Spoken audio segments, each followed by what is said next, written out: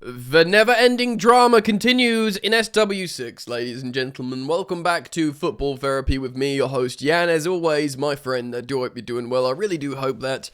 And welcome back to Chelsea news, of course, of which there is much, or at least a lot of talk, around the recent dismissal / parting of ways with Chelsea head coach Enzo Maresca. Lots of people have spoken. David Ornstein, of course, speaking, publishing his information on The Athletic.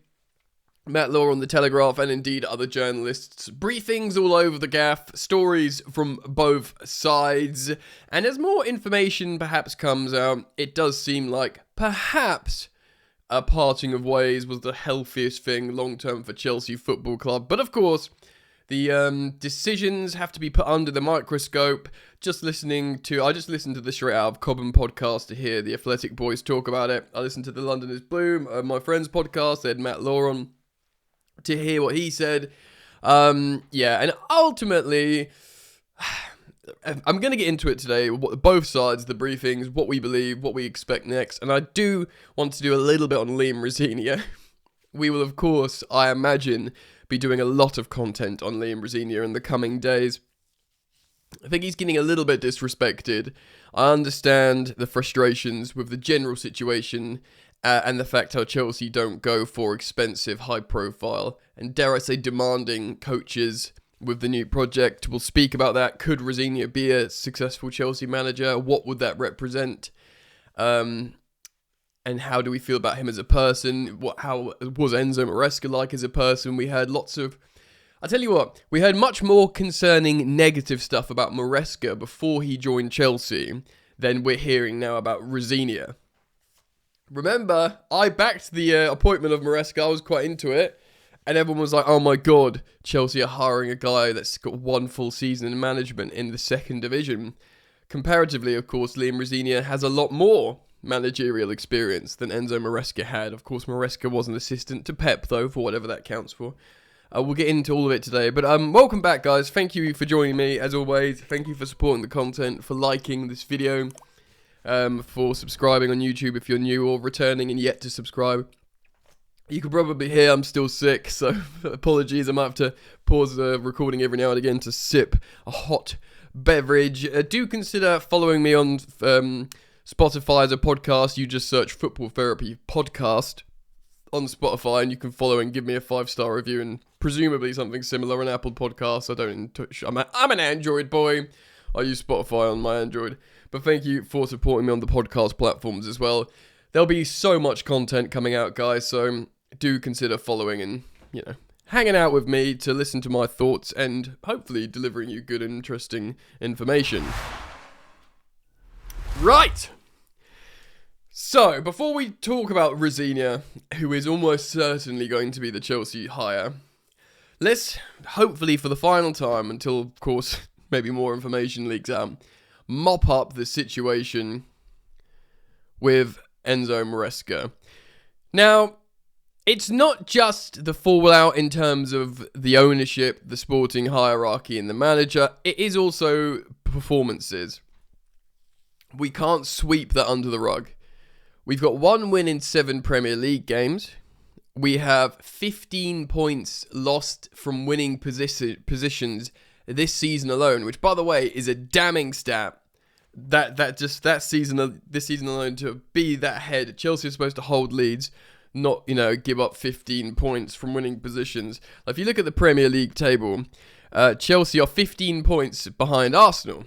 So if we won games that we went ahead in, all of them, we would of course be level at the top of the league. Now, of course, it's if it's buts and maybes, but it's far too much.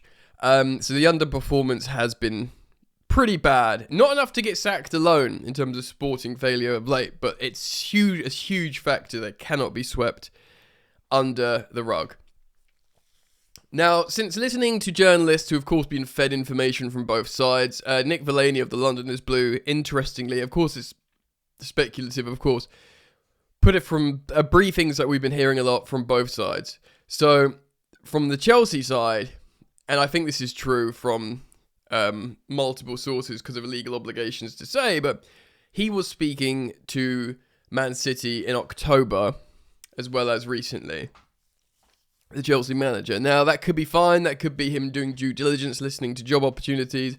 He was obligated to tell Chelsea that he'd been having these conversations. But David Ornstein reported that, who's, for me, the most reputable journalist, or so, even if he's getting briefed by Chelsea, I don't think it would be a lie, because that would cause huge legal problems. So, and Matt Law also explained on the Londoners Blue pod, of course, Matt Law of the Telegraph, that it lines up with his information that Chelsea didn't deny it when it first came out, the stories, and Chelsea were concerned that it was distracting Maresca from his work at Chelsea, because he knew Man City wanted him.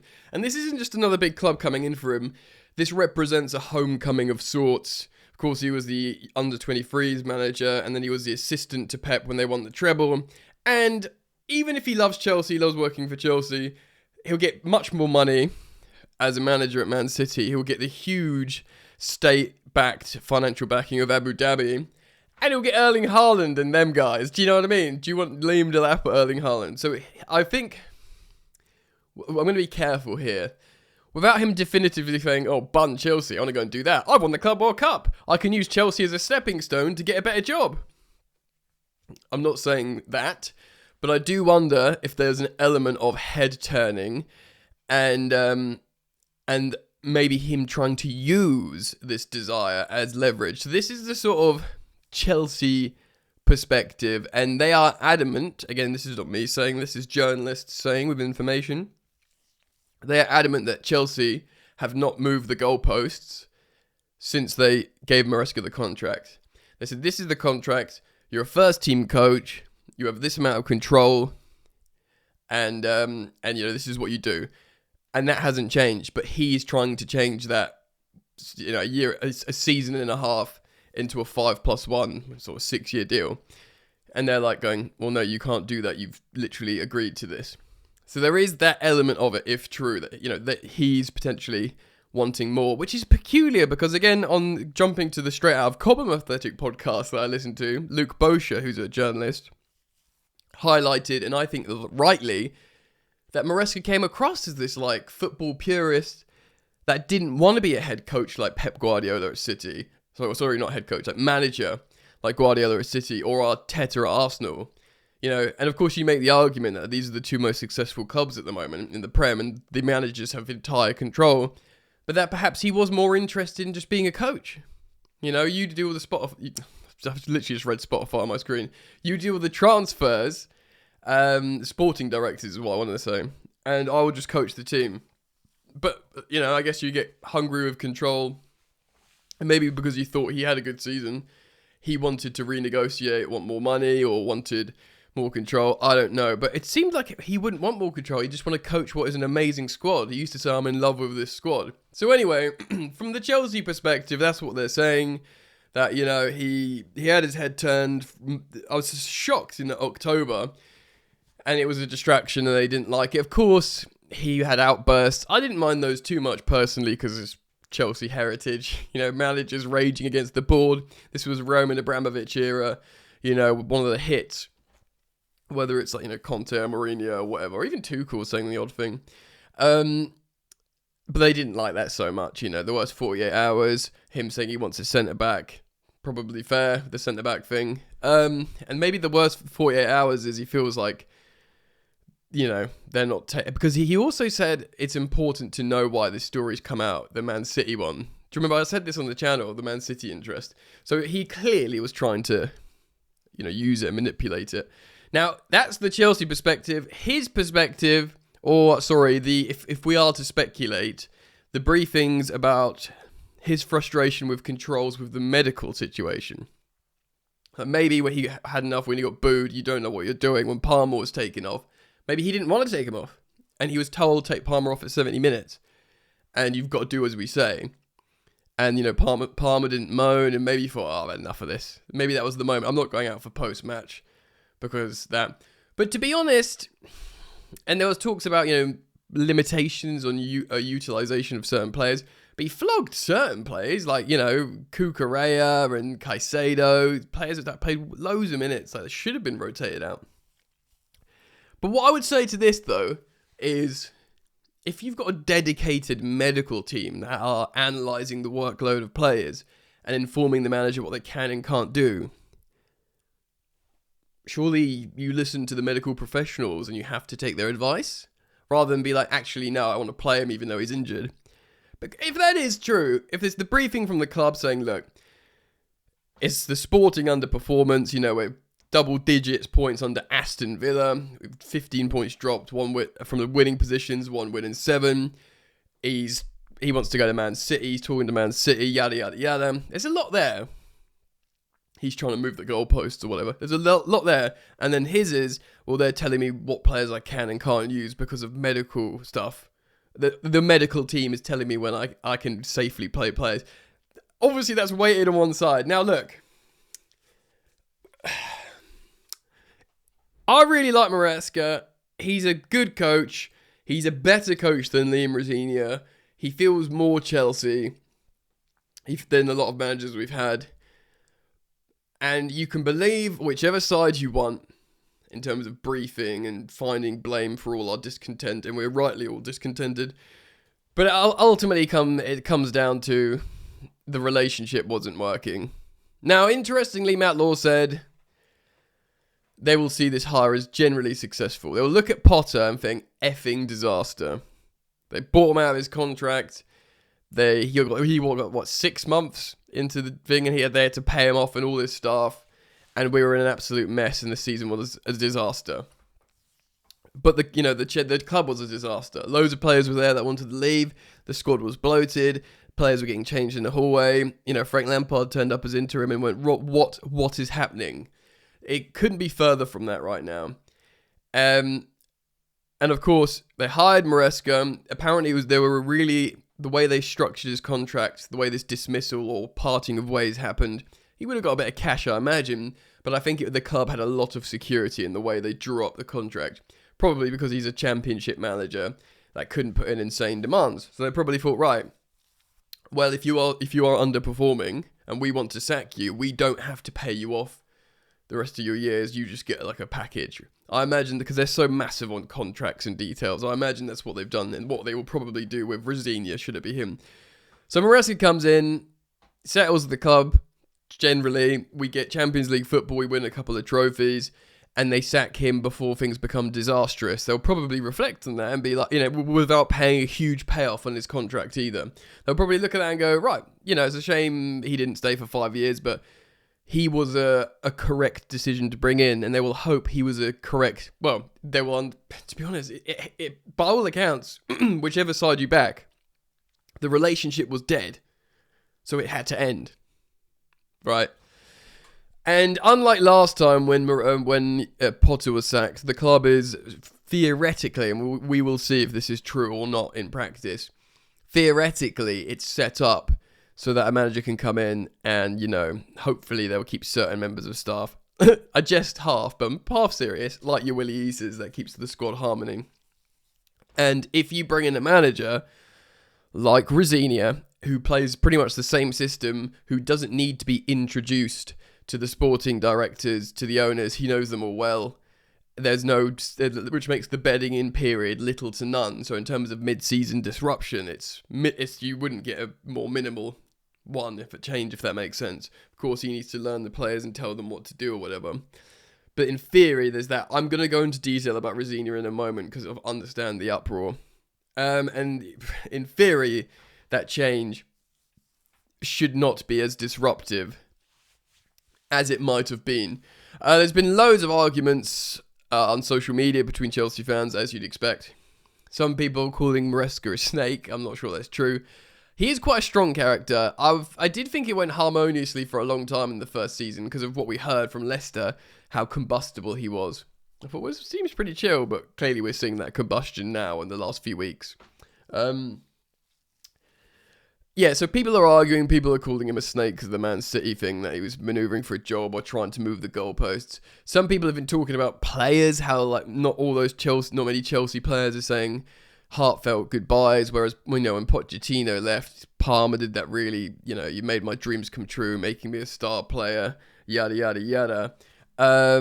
There's maybe not as much, I don't know how the players feel about Enzo Maresca. Anyway, Like, we'll see what happens. Now, I'm just going to pause the recording for one moment and speak about Rosenior and sip my coffee one second. Right. So, for the moment, we'll put a pin in the Maresca dismissal. If more interesting stuff comes out, I'll, of course, react accordingly. But I think we can draw a line under it that, you know, it wasn't going well on the pitch or off the pitch. You could argue both in isolation that even though the 1 win in 7, 15 points drop from winning positions, yada, yada, yada. Even though that's bad, you'd say in isolation that's not a sackable offence. The stuff with the worst 48 hours, the Man City drama, maybe the medical team stuff, the wanting a centre-back, that in isolation's bad, but you could probably say just by itself it's not a sackable offence. But you marry the two, you marry the two together, it just probably has to end, right? I understand everyone's upset with the sporting directors. I really must reiterate and make my position clear. They'd leave if they could leave today. I would not care. I would not care. My position always remains the same on Chelsea. I'd be worried for my club because I won't know what comes next, and it could always be worse, basically. But we have a good young team. There's clearly players missing, but we have a good young team. Now, if you had to bring in another manager that could pick them up, know similar, structure of play, know the sporting directors of relationship, it's, of course, Liam Rosenior of Strasbourg. Now, he's 41 years old. He's younger. He's 3 or 4 years younger than when Maresca was when we hired him. And he's got more experience, managerial experience, than Enzo Maresca. Of course, Maresca was around a winning team in Man City, and he won the championship, which is an achievement. Let's not undermine that. People say championship manager, championship winning manager, So let's be fair. He's a great tactician, Maresca. He absolutely deserves his flowers. It'll be churlish otherwise.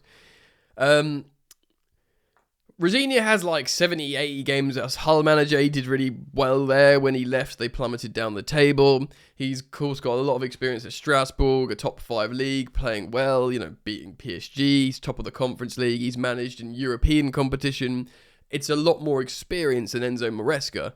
So we need to remember that when everyone is angry Maresca's being sacked and we're hiring a guy with experience. You need to rewind back 18 months and look at how he felt.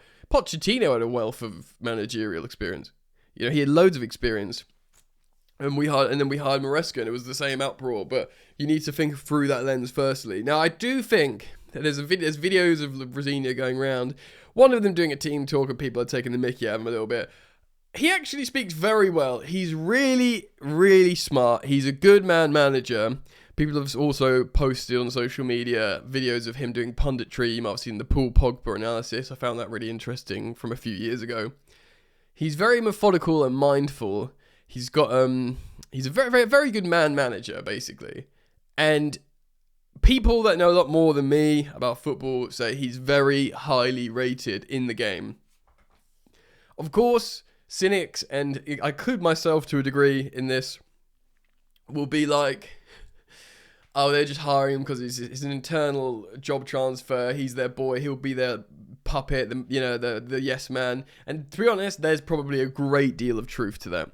That they'll think he'll be a good boy. He won't speak out in press conferences. He will all this kind of stuff. Like he'll, which is probably true, but it doesn't mean he's a bad manager.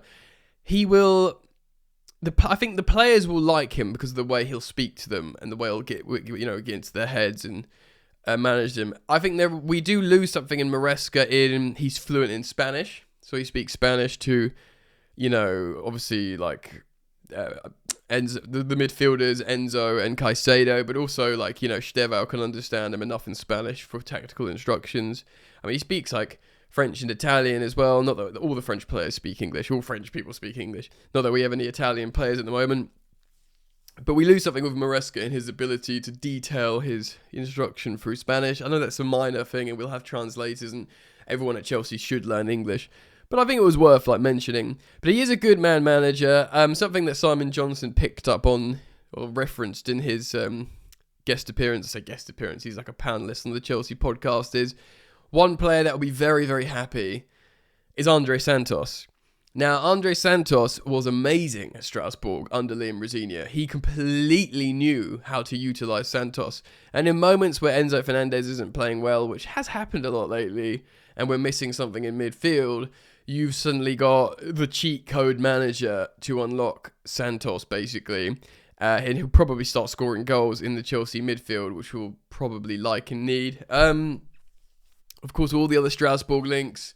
He will know players that have been on loan to Strasbourg that are coming back, like Paez and Sarr. And, of course, Emmanuel Omega loves him. You know, his captain is number 10, who's coming to Chelsea in the summer. He'll be delighted with that, to not lose Omega in the summer, because he will just be moving to the club that he's going to. Well, he'll be without him for 6 months because he will be going ahead to Chelsea, Rosenior, should this move happen.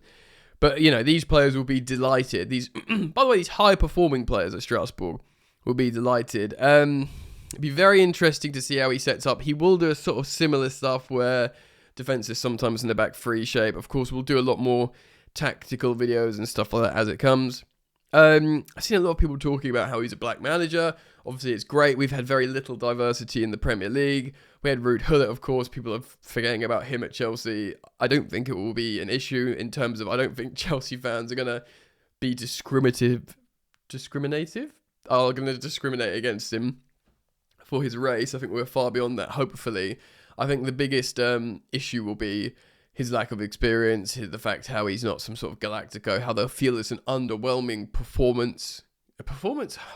Appointment, my brain, guys, I'm still sick. You know, they'll feel it's an I don't think, you know, and the way he speaks about, I heard him on the General Athletic podcast speak, you know, about diversity in the game and stuff, and he spoke so well. And, you know, I've listened to a few interviews of him generally, just because I've been very interested, because I actually think he, you know, when he was doing well at Strasbourg, when people in football were looking at him a bit closer, going, oh, Rosenior's doing well, I thought he's going to end up at Chelsea. So I listened to a few interviews over the last 18 months. He's very impressive the way he speaks. Does that mean he can pick up this Chelsea team and manage them and make them win games? Because you just don't know, do you? I think he'll do a couple of press conferences. He'll speak well. He won't say this has been the worst 48 hours. He won't do any of these cryptic, you know, stuff. He'll talk. He'll be straight shooting. And I think the players will like him. Whether they'll have a big amount of respect for him, we'll have to see. Of course, you'll have people like Andre Santos in the Chelsea dressing room immediately be speaking, firstly, to his Brazilian teammates and João Pedro and Estevão. This guy's great. You know, he's really good. Don't worry. And of course, he'll be speaking to his other teammates. And, you know, the sporting directors will have meetings with the Chelsea squad and be like, again, if he's coming in, he's the overwhelming favourite. You know, Farioli, of what's his face, of Porto, apparently he's got a £30 million buyout clause. I think it's unlikely. But, you know, we'll do more tactical stuff on Rosenior. But I feel like I totally understand, like, the uproar. It will be tricky. I think it maybe helps how Chelsea's just in really poor form, and if he comes in and gets a couple of wins, of course we've got the under-21s coach to see us lose at the Etihad without Caicedo. We're just going to get battered, I've accepted that. But like picking us up after that, you know, we'll see what happens. But yes, so Maresca's gone, that's it now, we're done. We're moving on. This is Chelsea for the last 20 plus years, guys. So, this is what we do. You know, this is what we've always done in the recent history. We're still in the hunt for Champions League and the cups, and maybe we can just start winning games with a change of voice in the dressing room and not discontent. Be very interesting to see if Maresca turns up at Man City in the next 18 months or so. I think it's very likely. And we'll know probably all along, maybe that was in his head and his heart. I am very thankful to Enzo Maresca for his pretty good work. You know, certainly in one-off games it was really good. Of course, we went through slumps this season, last season. Some Chelsea fans were frustrated with the style of play. And that's never really perfect. But you're always just going to have to give the new geezer a chance. So we'll have to see what happens. Of course, I'll do more content as and when we hear. We'll look at some sort of, if it is Rosenior, we'll look at some formation stuff and who can play where and this, that and the other. So do keep it locked. Thank you for liking the video. If you do subscribe, hit the bell so you don't miss all this kind of content. And while you're at the end now, make sure you do go give me a 5-star rating on Spotify. I'm really grateful for all your support on there. You just search Football Therapy Podcast on your podcast apps to follow. All right, mate. Take care of yourselves. We'll be all right in the end. Peace.